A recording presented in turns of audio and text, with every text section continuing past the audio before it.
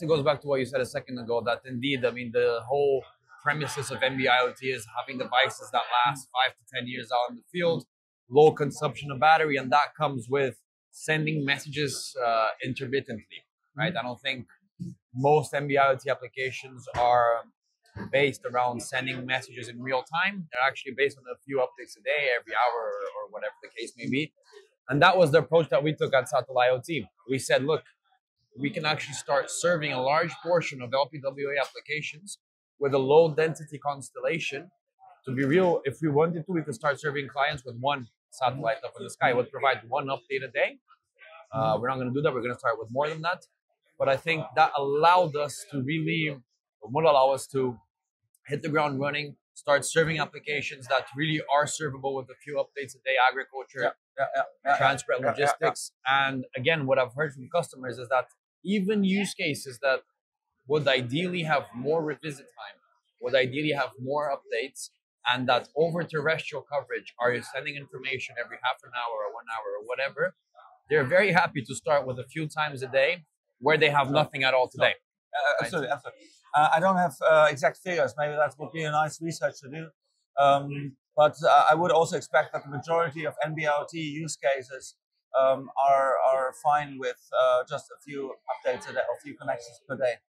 And yesterday, during your speech, when you announced the partnership, you mentioned that really the idea of Deutsche Telekom is to become a one-stop shop. Oh, yeah. Can you tell us a little bit more about that? Just the framework around that. Yeah. So we're in the business of, as I said, connecting objects. And of course, we can say customers don't care about technology as long as things work. Yeah. So we try to make it as easy for them as possible.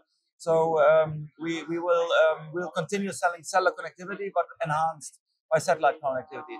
Now, in the NB-IoT case, we're already there. We have converged connectivity. So we have really 17 modules, one relatively cheap NB-IoT module with one antenna connecting both to base stations and satellites. That's great, but only low data rates.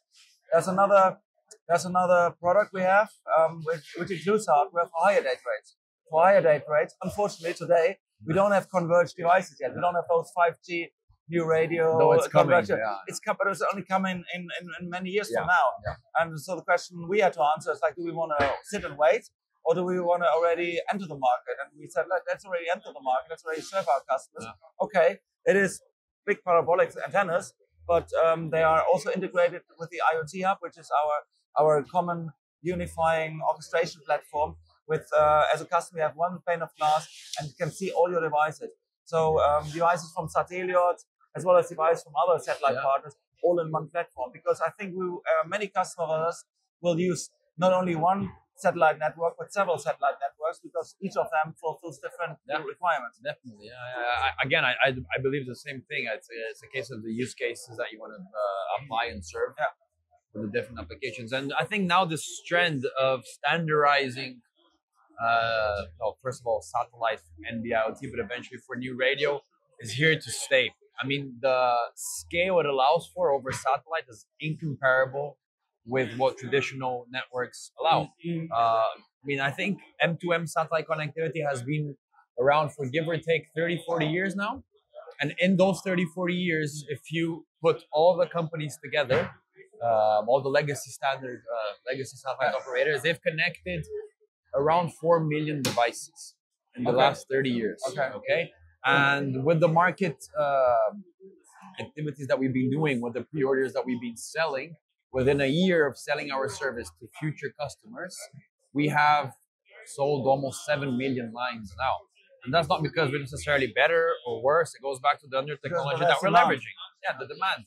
And what I see is that for the first time, through the standardization of satellite networks, you allow similar use cases, if not the same use case, to be served terrestrial and satellite, which wasn't the case before, right? Satellite was traditionally used for really critical applications, maybe connecting clients 2, 3, 4% of the assets. And now we really see this massive machine type communications finally being also over satellite networks. So the two triggers for us and for me to really work on this topic are first the emergence of new satellite players like you and others who just make it more affordable, more capacity, more affordable capacity, and better technology. That's the one trigger. The other one is the convergence with 5G, with cell networks. Yeah. If it was just a satellite standalone connectivity, I would not be interested. But Yeah, it exists already. It has been exactly, existing for so long. and now we see the opportunity, as you say, to make it mainstream.